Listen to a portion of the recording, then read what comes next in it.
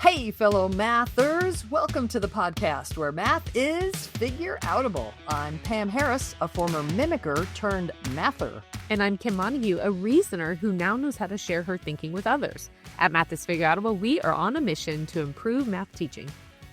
We know that algorithms are amazing historic achievements, but they are terrible teaching tools because mimicking step-by-step procedures actually traps students into using less sophisticated reasoning than the problems are intended to develop. In this podcast, we help you teach mathing, building relationships with your students and grappling with mathematical relationships. We invite you to join us to make math more figure-outable. Hey there. How's it going? It's good. You sound tired. You know what? We're doing lots. My life is full of wonderful things. And That's my favorite, which means I'm tired.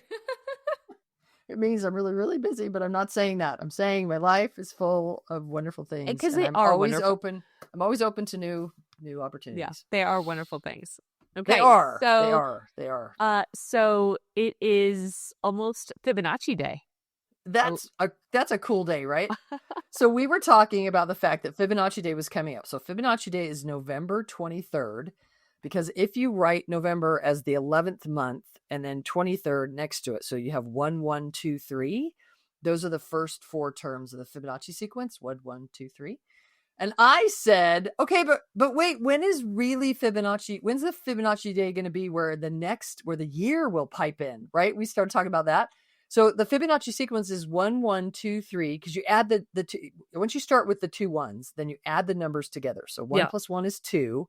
And then that second 1 plus the 2 is 3. Yep. And then that 2 plus the 3 is 5. And then that 3 plus the 5 is 8. And then you could keep going. 5 plus 8 is 13. So I said, really, the real Fibonacci Day is coming. Okay, not so soon. I was like, it's soon. Oh, 2058. 11, 23, 2058. We will have ta-da, Fibonacci Day. That'll be an amazing. There you go. Fibonacci sequence appears in so many random kind of cool places. Yeah. It's a cool thing. And We should have made a Fibonacci Day shirt.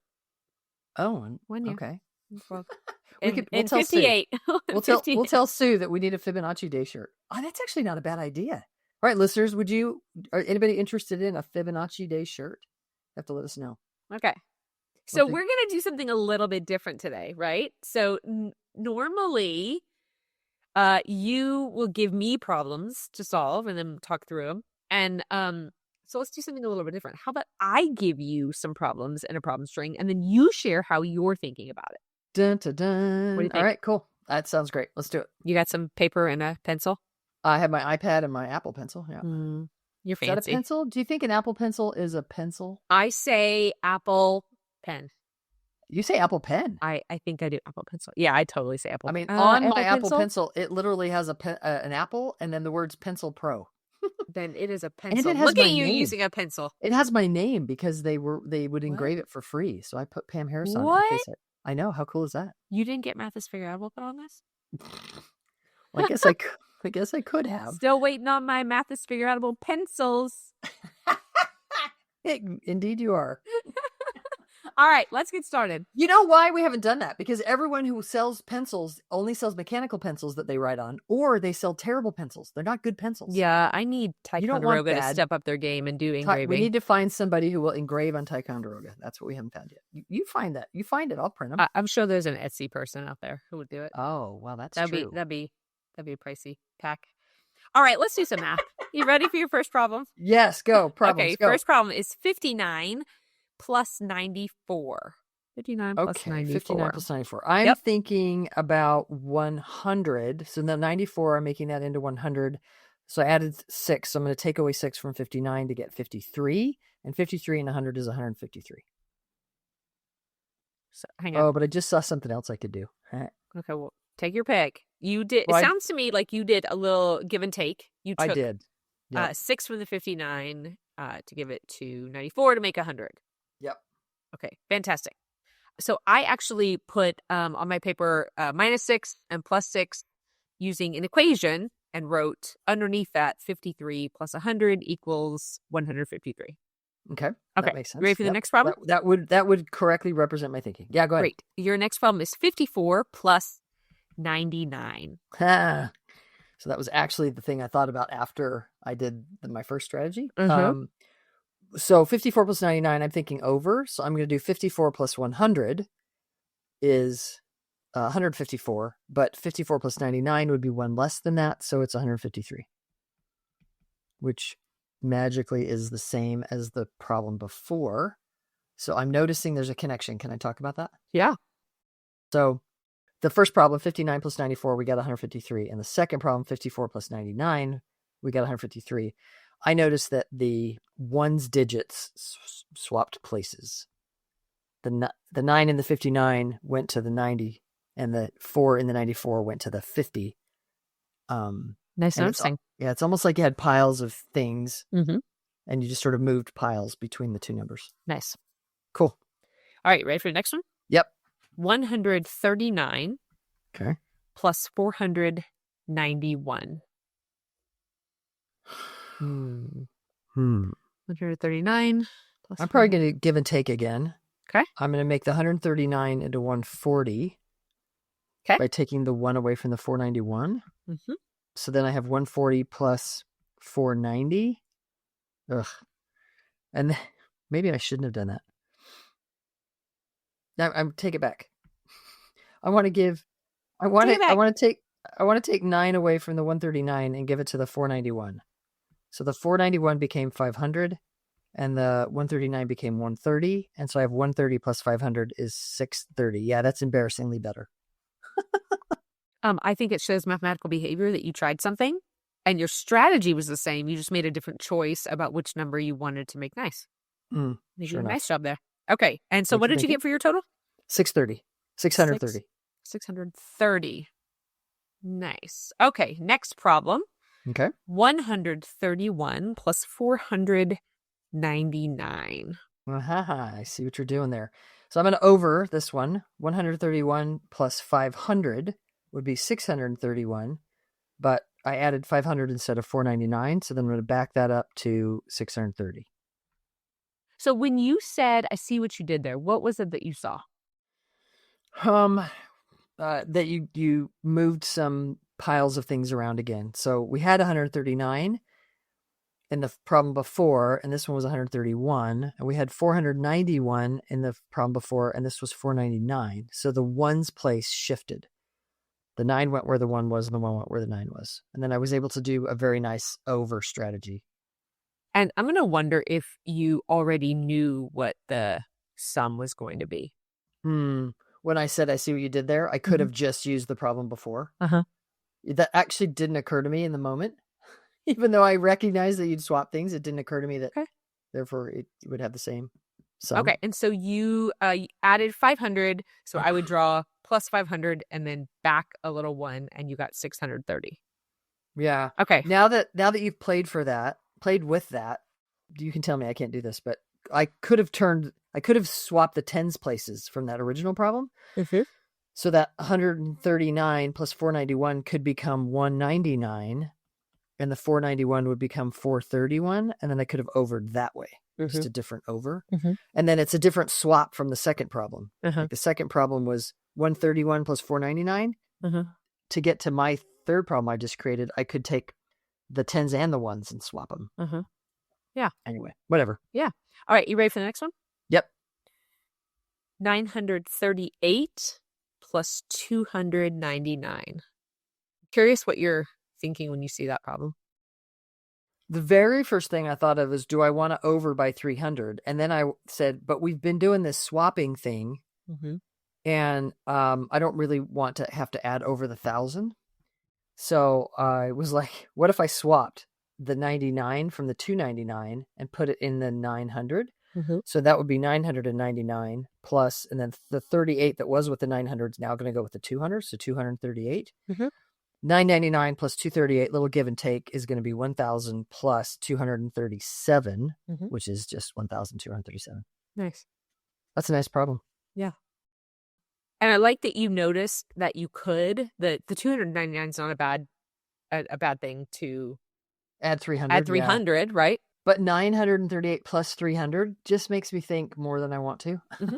I mean, I It's good. can. It's good. It's I good. can. Mathematicians often are a little bit lazy or clever. Is that what you say? All right. Can One of you those put two. some words? I know you've been talking about like some things moving. Look back at the problems. Can you Yeah. put some words to what you're noticing? I'm noticing that you gave me a lot of problems with nines Mm-hmm. that were not necessarily in the most friendly place to start with. Okay. So when I see problems with nines, I could consider thinking about the number as the hundreds, the tens, and the ones, and wondering if I just move that pile of tens to the other number, or that pile of ones, or maybe the tens and the ones. Or I could also think about moving the 100 to the other one, swapping the hundreds. Yeah. If I can swap some of those piles around, I might be able to turn it into a really nice over or give and take problem. Yeah. As long as you maintain some equivalence. Yeah, All I right. have to actually move them. I can't change them. Yeah. The piles have to move Yep. so that I still have the same total. It Mhm. just sort of shifted where they were. Okay. You ready for the final problem? Yes. What about 1,949? Did you write that down? 1,949 plus Got it. 9,285. It's a little funky. Let me make sure. 1,949, Uh-huh. 9,285. Yep. Which one to do? So my very first thought is the 9,000. I'm like, that's not very close to 10,000. Sure wish it was. Mm-hmm. The 1949 it's only 51 away from 2,000. So I could get it to 2,000. And it wouldn't be too bad to take that from the 85 over in the 9,285. Mm-hmm. But I'm noticing nines. Yeah.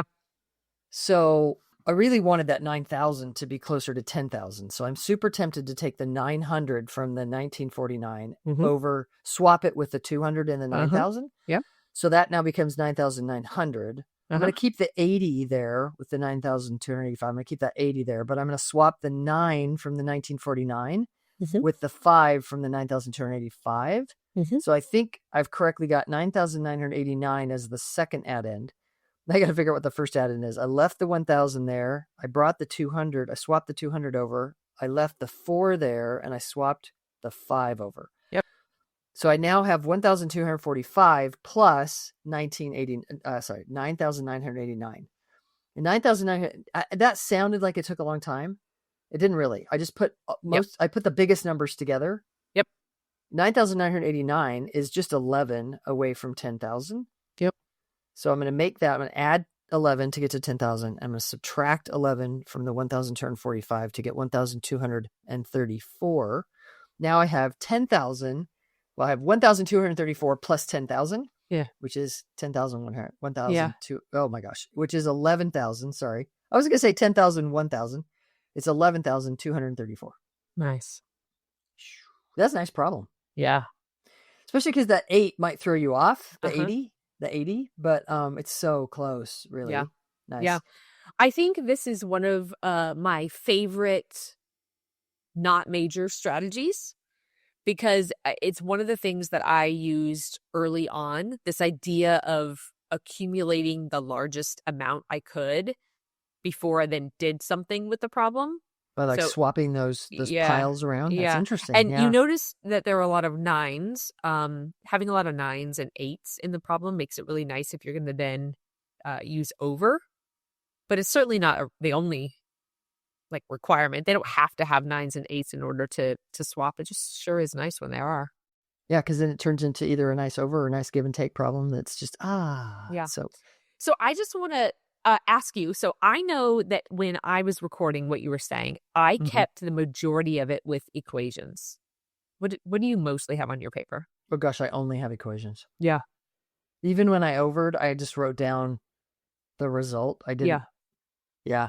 So a lot of times people ask us about models and strategies and which is important and how do you know which model when. So let's really quickly, before we wrap too far up, define models and strategies. So the strategy that we were just working on, we call the swapping strategy, where we're sort of swapping those places. Like you said, it's not a major one. What we mean by that is kids can get by without it. Meaning they can solve all the major problems that are reasonable to solve without a calculator, thinking and reasoning, using what they know.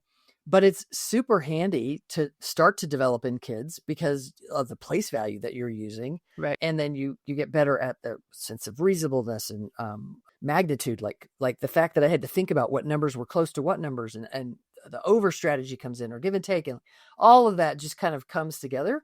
Yeah. So you could use strings like this to differentiate learning, because you could have kids working on just using the strategies they've learned so far. Yep. While you've got, and you might be modeling those, like the over thing that I did earlier. Yep. While you've got kids that are playing with the swapping idea. It's a great differentiator. So the strategies are how you're messing with or playing with the numbers. What's your urge? You see the numbers and you're like, I'm tempted to, like, what pings for you? Yep. And how do you then use those relationships to solve? That's a strategy. You just said that the models that you have on your paper, my iPad screen, were mostly equations. And for this string, as soon as you start swapping, really you're just you're creating an equivalent problem. Right. So that's why it becomes an equation. You got an equation sign with the equivalent problem next to it. I do think I did an over, which is probably why you have a number line. That would be a model. Mm-hmm. So we wouldn't say I did a number line strategy. Yeah. It's like what I did on the number line. It was an over strategy, and you used a number line to represent it. So often one of the questions people ask is, aren't you supposed to represent a lot of addition on number lines or multiplication division on ratio tables or arrays? Is it ever okay to just have equations? And I think we're saying in this moment that the best model for this particular strategy is the equation, because of the structure of the numbers, because of the strategy that's being pulled out. Mm-hmm. Another question that people will sometimes ask is, which is more important, the strategy or the model? Like, what should I be focusing on? So before I answer that, can I just say a little bit more about when to use equations? Yeah. So we find that equations are the appropriate model to use when you're representing strategies, when those strategies are equivalent strategies. Yeah. An equivalent strategy is when a student looks at the problem and then says, how could I create an equivalent problem using relationships that's easier to solve? I think that's true for addition. Okay. And so, but an equivalent strategy like constant difference, we would often put on a number line, or with multiplication, we would do like maybe on an array. But since we're talking about addition, I just wanted to clarify that for this particular. But we could also use equations to represent the two equivalent strategies that you just mentioned, right? We could also use them. But in this particular case, we would only, for addition, use an equation. Gotcha. Yeah. I would say for flexible factoring in multiplication, we would only use. So that's a fruitful path to go down. Like, which strategy or which model are you going to use to represent which strategy and why? Yep. And for this particular one, I would agree with you that it's more of a simultaneous equivalence thing that's happening, and so we're gonna use equations. Yeah. And then, what was your question? Which is more important? Model? Do I need to focus on strategies? Do I need to focus on models? What's the most important thing to be worried about? I'm pausing a little bit. The most important thing for you as a teacher is to be clear on the model so that you can help pull out the student's strategy, use the model to make that thinking visible, point-attable, discussable, so that students get better at both. Did I say that well? Yeah. I think the model is a vehicle for the conversation about strategies. Yes. Using relationships to build strategies in students. Yes. But we also want kids to gain spatial sense. Yep. We also want them to gain sense with notation. And so the models are important, but I would agree with your statement that they are a vehicle. It's kind of like we want area models because we need kids to have a sense of area. Right. But they're also helpful to build strategy. Yep. And as a vehicle to build strategy. So it's kind of a combination there. Yeah. From a teaching perspective, I would focus on pulling out students' thinking, which means their strategy. Teacher represents it on a model so that it becomes point-outable, discussable, comparable, so that the student gets better at the strategy and also has now a sense of that model better. Yeah, absolutely. Yeah. Cool. Totally agree. Would you add anything on to that? I don't think so. Swapping. Not a Swap- major strategy, but a fun one for sure.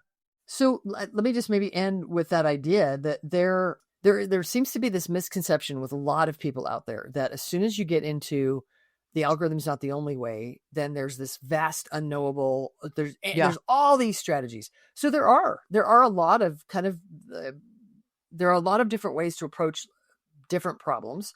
We are unique here at Math is Figureoutable because we are suggesting to teachers that not anything goes. There is a small set of major strategies that we need to develop in kids so they can solve any problem that's reasonable to solve without a calculator, thinking and reasoning, building relationships, but also, maybe more importantly, building their brain to math.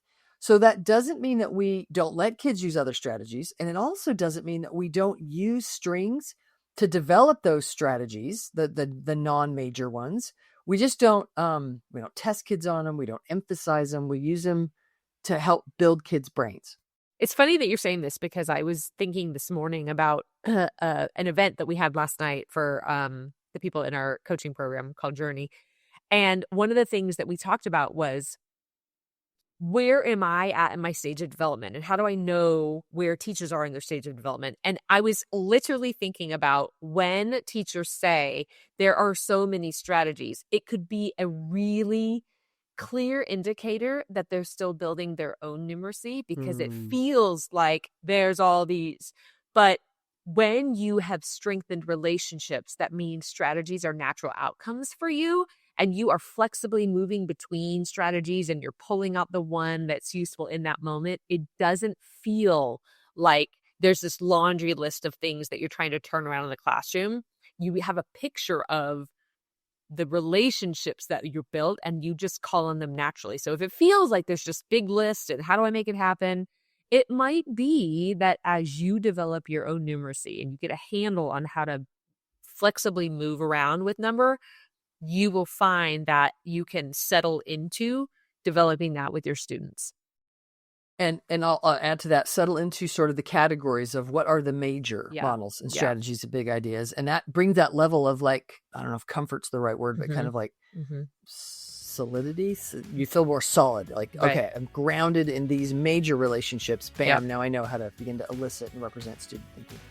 All right, Kim, nice. Thanks for tuning in, everybody, and teaching more and more real math. To find out more about the Math is Figureoutable movement, visit mathisfigureoutable.com. Let's keep spreading the word that math is figureoutable.